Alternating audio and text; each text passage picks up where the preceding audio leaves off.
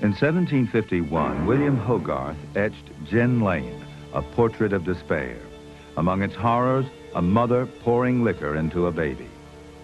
Remarkably, science only began to recognize alcohol's effects on the fetus a few years ago. Fetal alcohol syndrome was discovered by a resident in our Department of Pediatrics in 1970. Christy Hewland was doing a study of infants who were small for gestational age, infants who were born on term but were little. And among those children, she found a few children who looked alike, who were very small, who were all retarded, and whose mothers all had a history of heavy alcohol use. Although the report met with skepticism, others confirmed that alcohol affected both body and brain. But what of the effect on the emerging mind? In Gothenburg, Sweden, Marita Aronson studied babies with fetal alcohol syndrome. She found that alcohol could cause damage in very subtle ways. Many of these children have problems. They have hyperactivity, they have impulsiveness, they have temper tantrums, they have short memory span, they have perceptual disorders. These shapes were copied by two children the same age, one normal, one with fetal alcohol syndrome. And here, a child with the syndrome who tried to draw a human figure simply couldn't stop drawing noses and eyes, a sign of damage to the frontal lobe of the brain. Angela is 3.5. She has mild fetal alcohol syndrome. Aronson has followed her case closely. She has not any grave disturbances, but she has small things that is not normal. She has very sensitive. She has bad humor. Alcohol's effects depend on many things: the amount a pregnant mother drinks, when she drinks, and the vulnerability of the fetus. Sterling Claren has been studying baby macaque monkeys to pinpoint the damage alcohol can cause. Baby macaques are normally curious and active like this one. But some of their mothers had been given alcohol during their pregnancies.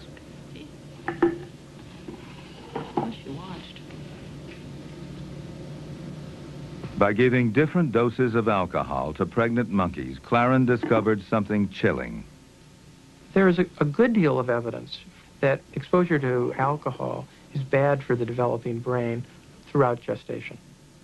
But what this particular study suggests is that early exposure is in fact very important and could cause significantly more problems than higher exposures later in pregnancy do alone. Marianne Sjostron, Angela's mother, is an alcoholic. I was on Crete for 3 months. I lived the way they do down there, wine every day, a couple of bottles of wine each day. I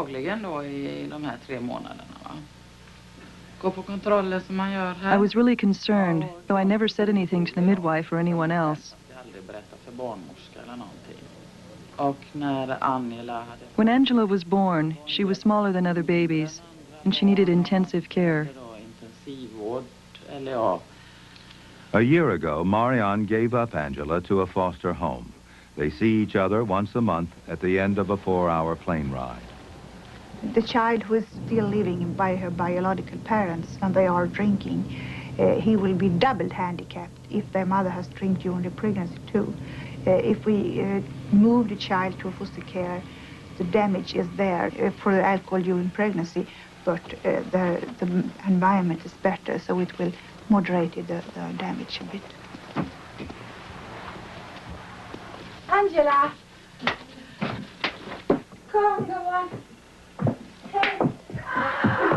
Hallå! Det är klart som mamma har grav då. Åh!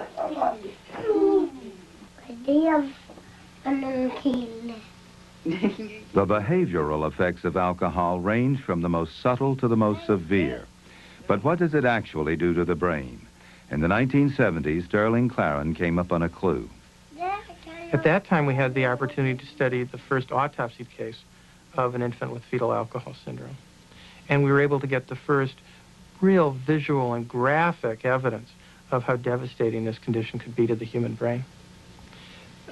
This is a picture of that first brain compared to a normal human infant brain. The first thing that's obvious is that the brain is very small. But there's more wrong with this brain than that. You can see that the gyri, which are the normal brain squiggles, are really rather flat and thick. This is a cross-section of a normal infant brain. These are the size of the ventricles, the holes in the center of the brain.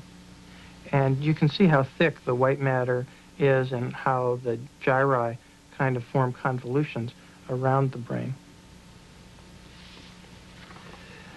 This is the exact same section of that brain of a child with fetal alcohol syndrome. You don't have to be a neuropathologist to see that every single part of that brain is malformed. The holes in the center are way too big because there's so little white matter to fill them in. The brain density is really reduced, and that normal convolutional pattern of the brain has been lost. We get a clue to understanding how this kind of a malformation could come about by looking at the tissue microscopically. This is a section of the cortex of the cerebrum. The normal surface of this brain is in fact here. And then there's the stuff that's covering the brain that looks like it's in fact erupting through the cortex. This is in fact a malformation. It's a hodgepodge of all the different cell lines, all the different brain elements that go into creating the brain.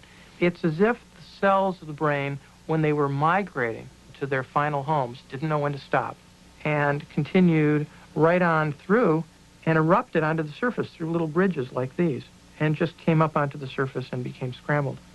These kinds of heterotopias, or cell groups that are in the wrong places, are typical of fetal alcohol syndrome and would suggest that alcohol dramatically interferes with cell migrations early in brain development. Alcohol and radiation are linked by critical periods of brain development. Both kill the newly emerging brain cells.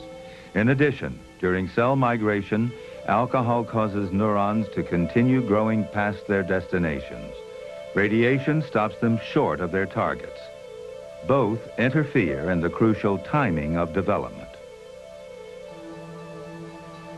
After migration, the process of development continues. Around the 18th week, the brain begins to stabilize itself. At 21 weeks, the auditory cortex begins to function. At 26 weeks, the visual cortex links up. Witness this microcosm of normal brain development. These three neurons are sending out fibers trying to form a network of cells. At the end of each fiber is a growth cone, a tiny fluttering tip that depends on chemical signals to find its way. Normally, the brain produces far more neurons than it actually needs. Sometimes they succeed in linking up, sometimes they fail. For these three neurons, the process is simple. One of them dies. The other two form a connection. The scene, repeated countless times in the developing brain, leads to a network of neurons of incredible complexity. The evolution from a single fertilized egg is complete.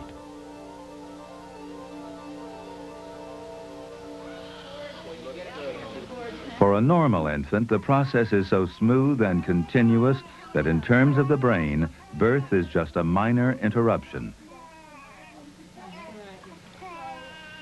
Your little brother's here.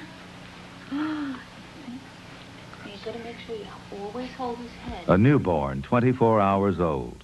Contrary to conventional wisdom, he's already able to do extraordinary things. Well, when I was in medical school, I was told by my resident that babies really were brainstem preparations. And that's all they were really capable of. And you really had to wait for this magical time of 3 months of age, and then they became human beings. Look, I can see the tips of your fingers. They're all white. You're hanging on real strong. And it actually seemed very strange to me, because if you looked at infants and you watched babies after they were born, when they were exquisitely awake and tuned into their environment, they were responsive to their mothers, and they were turning towards sounds, and they were fixating on their mother's face. But obviously the baby had to have the equipment well in hand before that point in time, and indeed the equipment had to be working. In the past 10 years, we've found out just when that equipment goes to work by studying a very new phenomenon, infants who survive when born 3.5 months prematurely.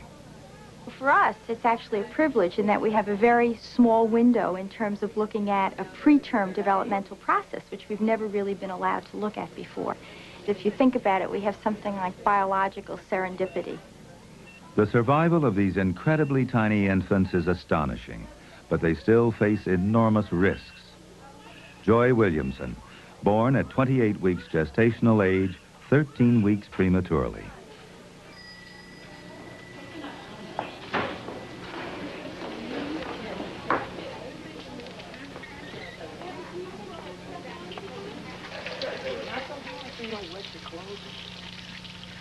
I was kind of shocked when I walked into the hospital and they told me that she had delivered the baby already. And I was expecting to find my wife sitting on a bench or someplace waiting for a doctor to see her for an x-ray or something. And they're telling me that I have a baby girl. First thing I thought the baby died. And then she says, it's a baby girl. She's 2 pounds and whatever ounces.